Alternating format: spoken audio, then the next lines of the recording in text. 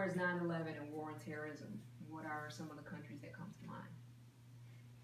Afghanistan is the one country in particular that comes to mind. Sometimes our cultures are what separate us. Other times they are what the bridge that uniquely bring us together.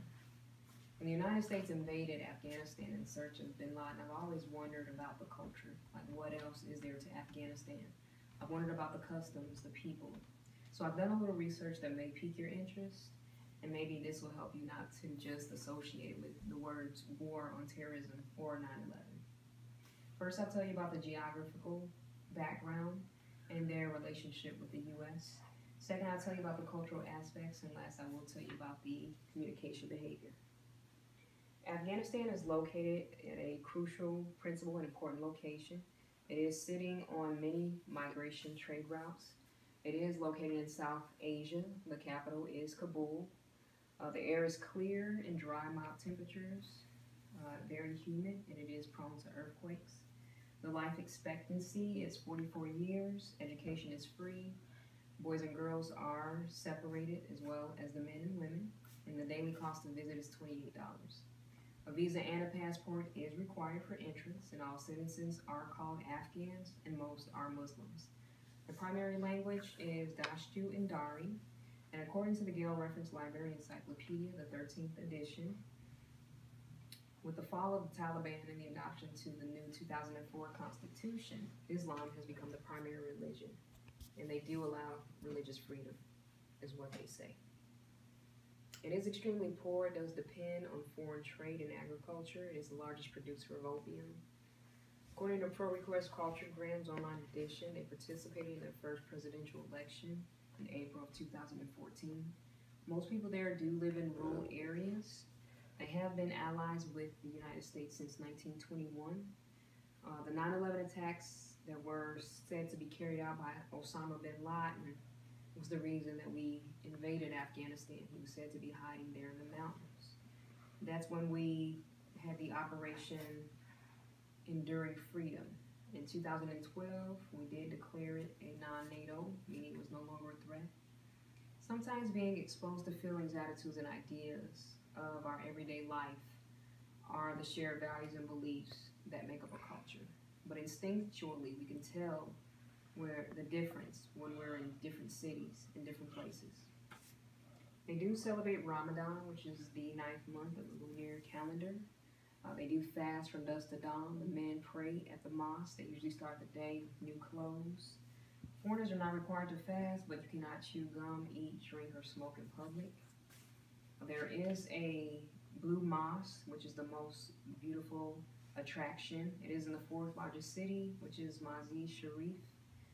It's made of polychrome tiles in different shades of blue. It is said to house the tomb of Ali, which is the cousin and son-in-law of the Prophet Muhammad.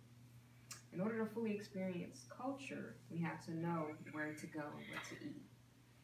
Downshire Valley is one of the favorite tourist choices. It is beautifully landscaped. It stretches 62 miles. It's best to go during the spring season where the mountains give off a green coloring. Tora Bora is famous. Those are the White Mountains where Osama was housed and where the U.S. battled Al-Qaeda and the Taliban. They do spend plenty of time and effort into preparing their rice dishes. A favorite dish is chowlu, which is a fluffy white rice, and the grains are separated. They do snack on sugarcane, pudding nuts, and fruits. The law does forbid alcohol and pork. You do not eat with your left hand, and you have to remove your shoes at the door when you're entering someone's home. Nowruz is also the largest festival known there. It's usually January through March, where they celebrate with music and dancing. The Strategic Ring Road is one major shaped road.